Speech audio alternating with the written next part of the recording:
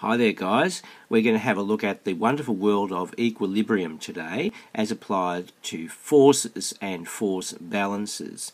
We're going to be dealing with systems of three forces and we're going to show you how to work out what the forces are in various scenarios of three forces using firstly the triangle of forces technique, which leads on directly to what's known as Lami's theorem, a beautiful little theorem.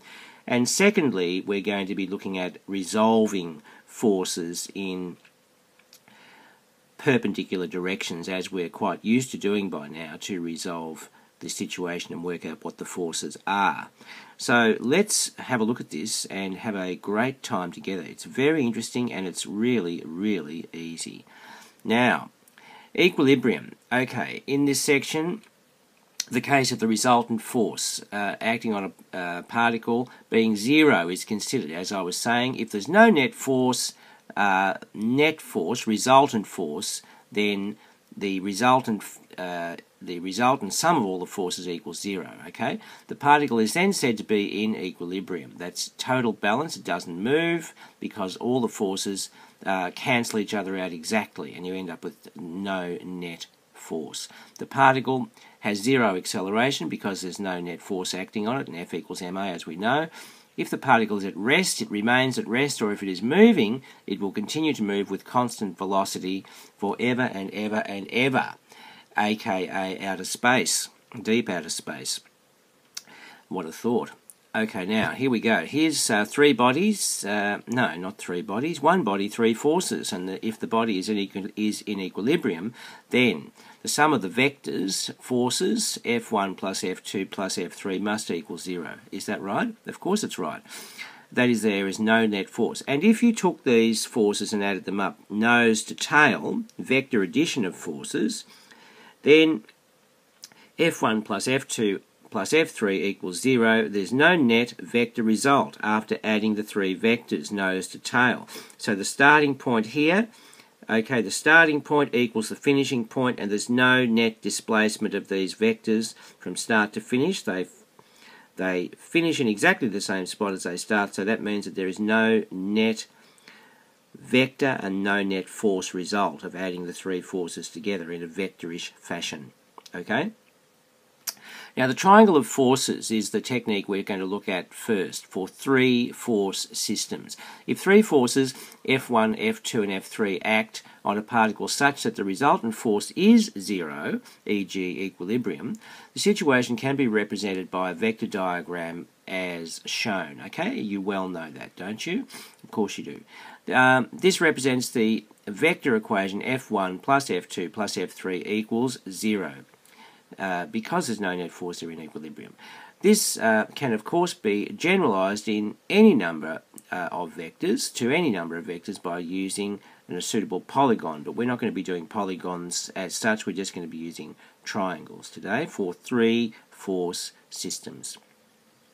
So here we go. Here's the particle. It's got the three forces acting on it here, and these are basically tail to tail, right? The tails of the vectors are all joined and the forces are all emanating out from this body. This one's pulling it obliquely this way, this one's pulling it obliquely that way, this one's pulling it down. Okay? Now, yes, they're tail to tail. These ones here are nose to tail. This is the situation for adding vectors up, okay, adding them to get the no net result that we're aware of for the equilibrium situation which we are observing. Okay, now say for example that's a 130-degree angle tail to tail. All right, now watch this. This is very important that you get this. Now that's between F2 and F1. Okay, now here's F2 and here's F1. Now in this scenario here they're appearing nose to tail, as you do when you add vectors together. But if we were to show them tail to tail as they appear over here, that's F1 and F2, okay, F1 and F2, when we basically have to get F1 here and just move him along a little bit along here so that his tail is here and his nose is up here. and then we can see the 130 degree angle between them. Tail, tail, nose, nose, just like they are over here. See? Now, if this angle here is 130 degrees, which indeed it is, because we can see that it is from over there, then, ladies and gentlemen, this angle in here, inside the triangle, which we're forming by the vector addition of the three forces, between F1 and F2 nose to tail, is, yes, straight line there, 180 degrees, that must be 50 degrees. So therefore, this angle inside the triangle is not 130 degrees. Nose to tail configuration makes it the supplement of that 130 degree angle, which is 50 degrees. Okay? Similarly, we can do the same exercise with the other two forces. If, for example, this was 120 degrees here, then have a guess what we would get between the F2 and the F3, which is over here. Well, let's do it. Come on. There it is. Now, there I've drawn them.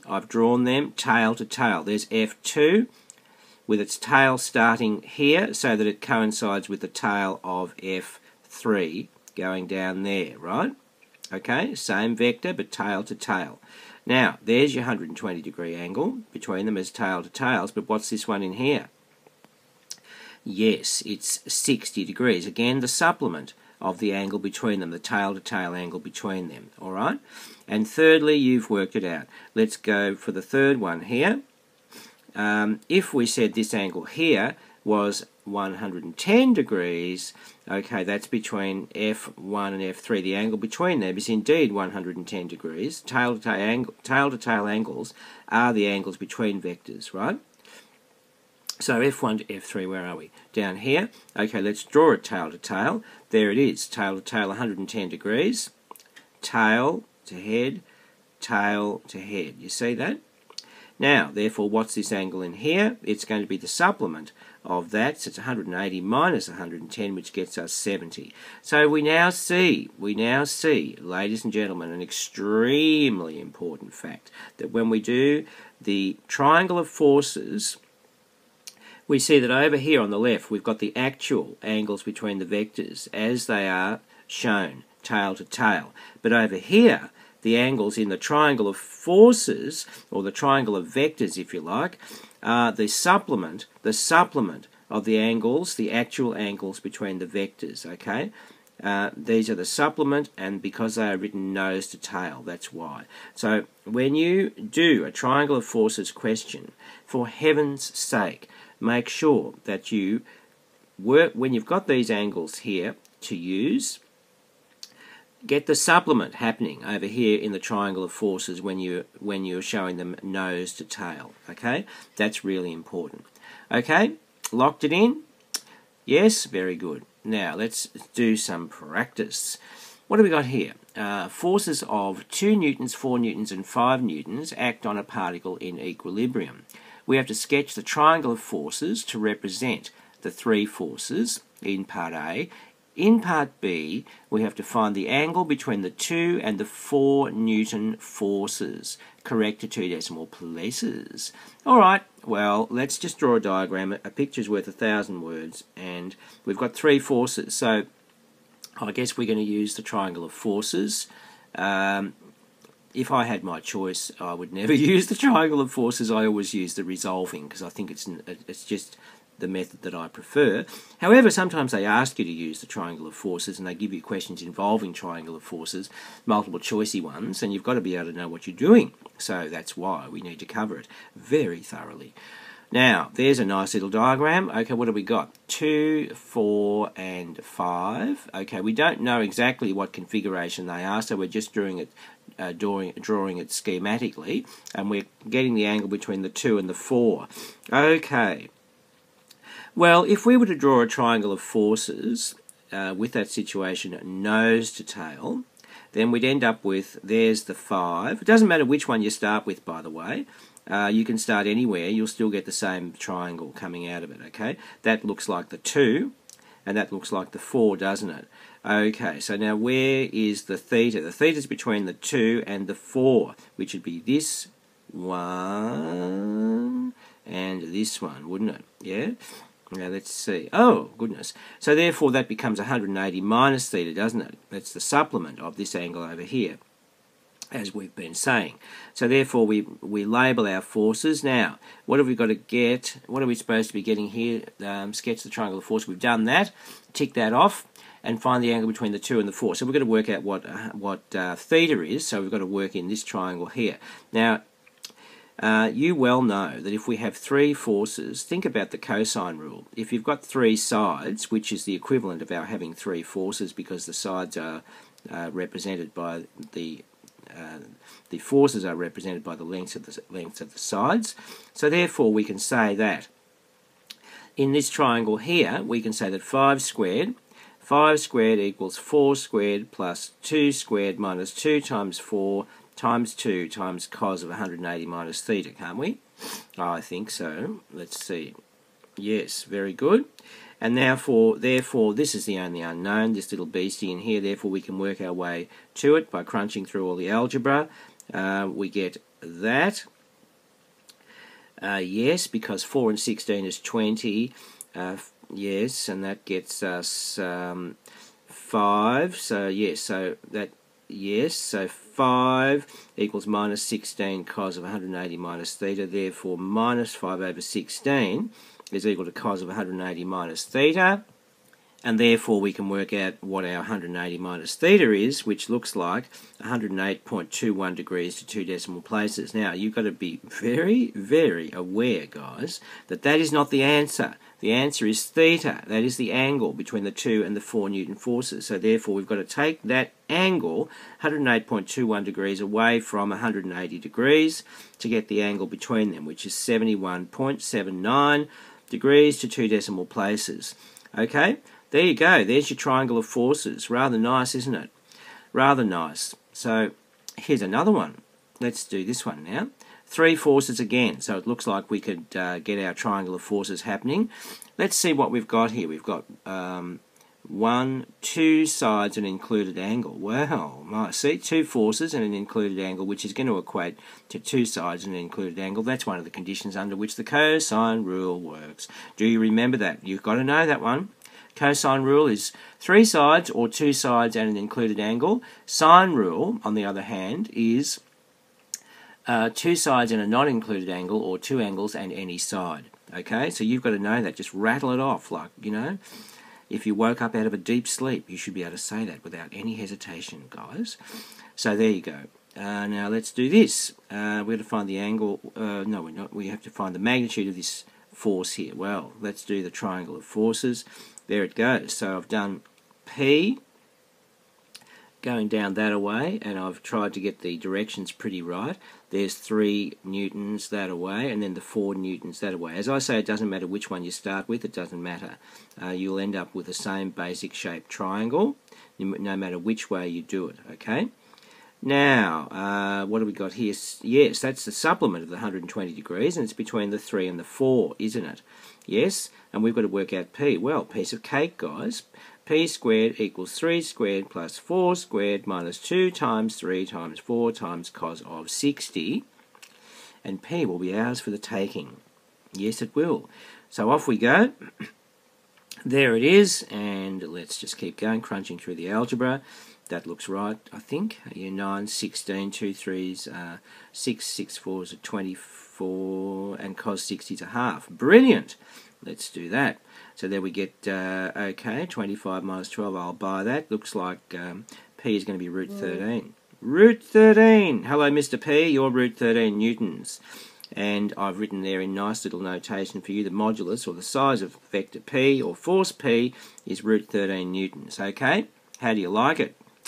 Yes, it's terrific. Now here comes this beautiful, elegant little theorem called Lami's theorem, which works with these triangle of forces under sine rule kind of conditions, and which I was just saying before. Sine rule works with 2 sides and a not included angle, e.g. 2 forces and a not included angle, or 2 angles in any side, e.g. 2 angles in any force, as we'll go through in a moment. Now there's a situation we've got. We're calling them P, Q and R, and you will notice that the terminology, the notation is that small angle P degrees is going to be the one opposite capital P force, and the other two follow correspondingly. So little q degrees is opposite force Q, and little r degrees is opposite force R. Yes?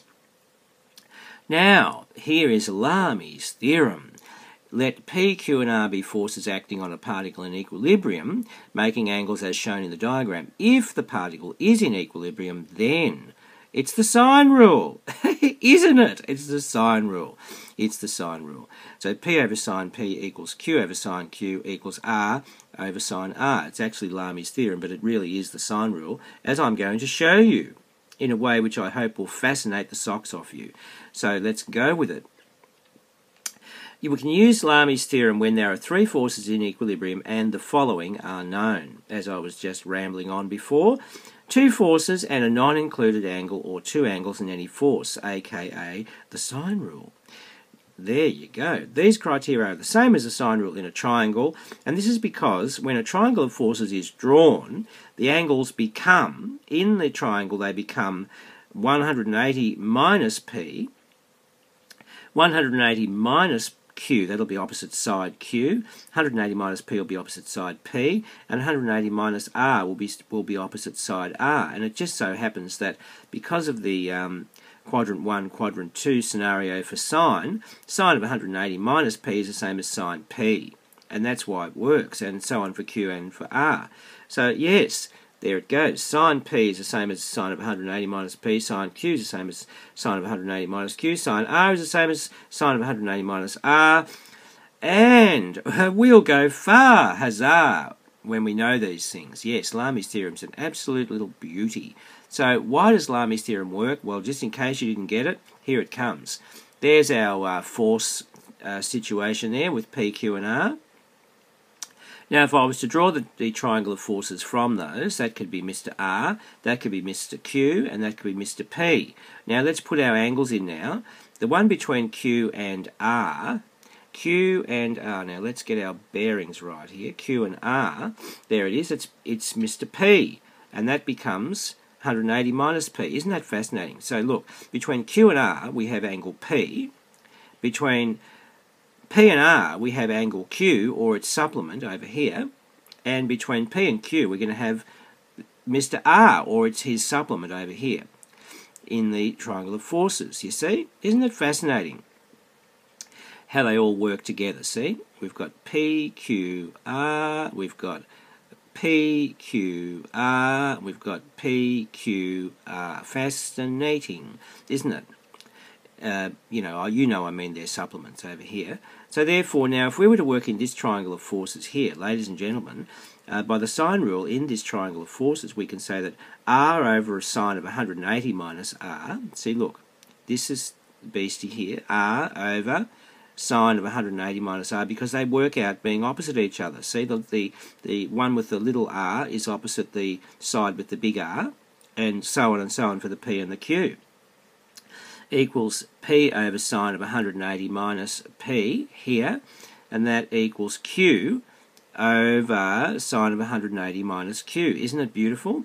Now, as you know, in quadrant 2, that's the situation which applies to the triangle of forces. But you know, because of the quadrant 1, quadrant 2 situation and sine being positive in quadrant 2, you know, that's equal to R over sine R.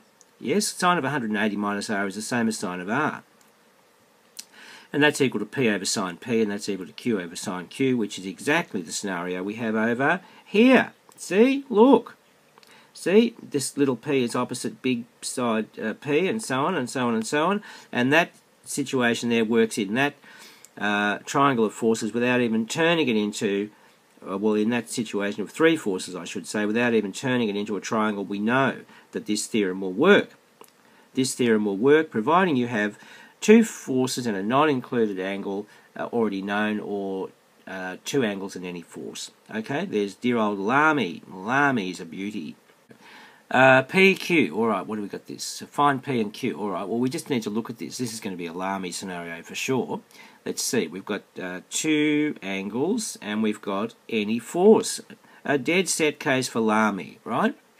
So we know two angles and a force, so therefore we can use Lami's theorem, and we can work out the third angle. Of course, if we have two angles, because they all add up to 360, being one full revolution, therefore we can say that in order to work out P, first of all, we set up the Lami's theorem thing so that P is the only unknown, so P over sine of 140 equals 10 over sine 100, and therefore we can work out P.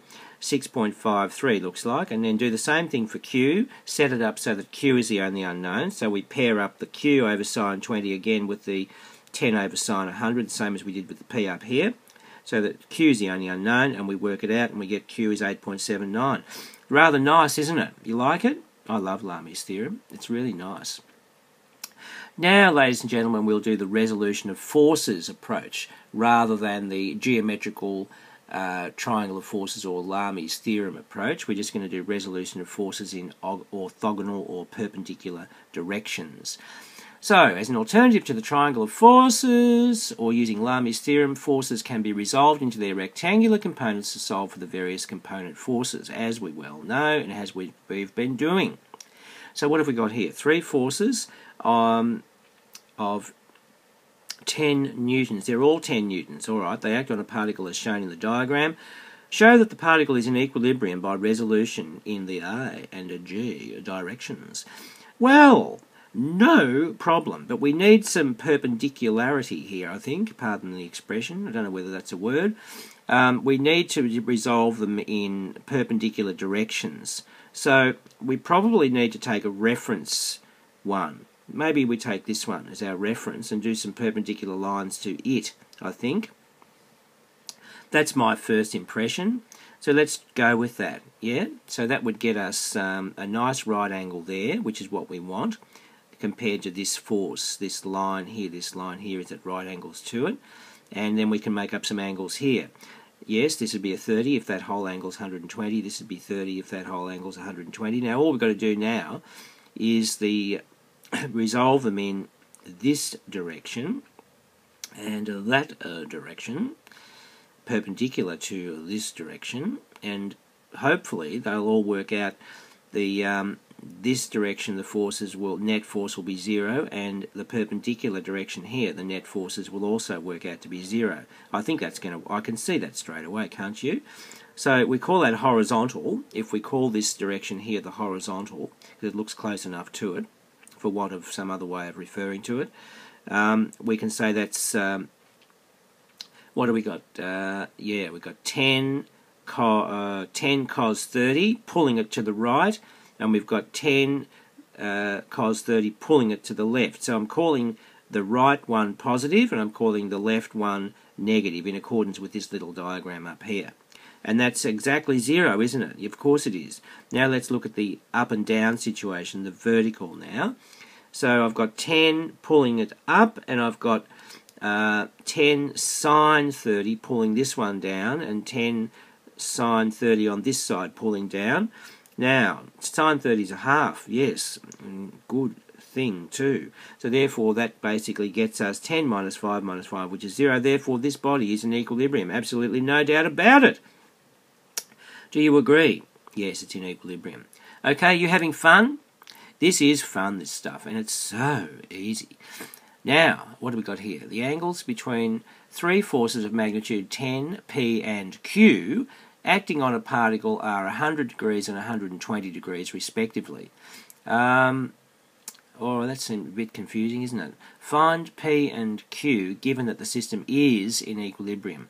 I suppose they mean, if you think about this, it took me a while to sort of figure out what they were talking about here. I think they mean that it's 100 degrees between the 10 and the P, and 120 degrees between the P and the Q, I think.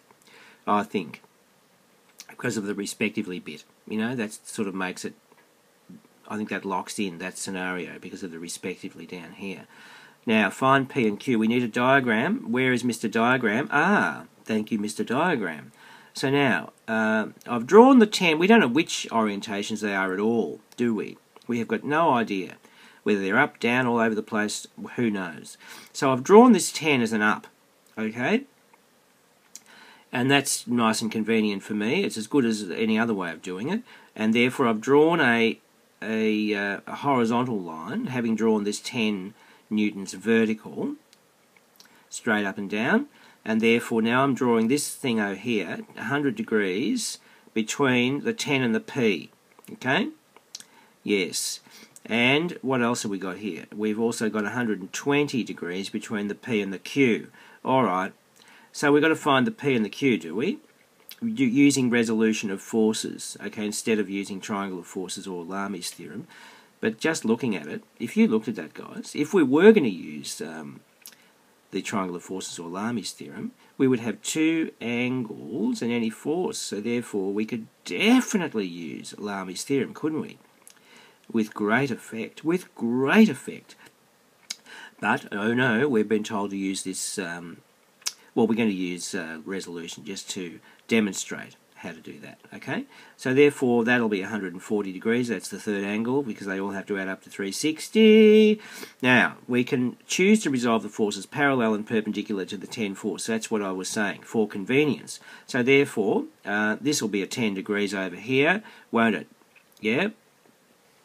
And that'll be 50 degrees there, if you think about that. Yes, because 10 and 120 is 130, which needs another 50 to get you to the full 180 degrees. Okay? Are you happy with that? Alright, well, let's go with it. So, therefore, we'll do a force balance horizontally, and I think we're going to end up with two simultaneous equations here. So, P cos 10 is an across to the right, and Q cos 50 is an across to the left, right, or a horizontal, if you like. Yeah, it's horizontal.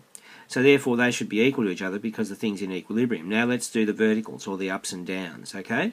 So therefore we know that 10, this baby up here, must be balanced by these two down ones, yes, which would be Q sine 50 and P sine 10. So the downs, there's the two downs, equal the up, right? Because it's in equilibrium. So therefore now we can just go through the whole simultaneous equation scenario to get P and Q. I think I'd rather use Lami's theorem, don't you? Shh! We'll just do it this way anyway, because that's what we're supposed to do in this example. So therefore, yes, Q from equation 1, Q is equal to P cos 10 over cos 50, and we're going to put that into equation 2, and we're going to get equation 2 looking very nasty. P sine 10 plus, what's that thing? That's Q sine 50 equals 10. Yes, it's a bit withering, isn't it? However, we've got P as the only unknown, and we can basically sort it all out like that. Have a look, see if you agree. Yeah, I'll turn that sine 50 over cos 50 into tan 50 just to make it a bit nicer. And we can get that, yes, and therefore P is going to be that. And when you work all that out, it comes to 7.42 to 2 decimal places. Now, it's easy to get Q now, very, very easy, thank you, Mr. Box. And Q was this thing that we got from equation 1, right? It was P cos 10 over cos 50. Oh, goodness, what is that? 11.37. There you go. There it is, guys. There it is. I think that's the end, and the end is your friend, and yes, you're a star, and you will go far, huzzah, if you practice these and have a lot of fun doing them. All right? Jolly good upon you, and all the best. You have a wonderful day, and I'll see you in the next exciting installment, which I think is going to be on friction and equilibrium. How fascinating. Okay, bye for now.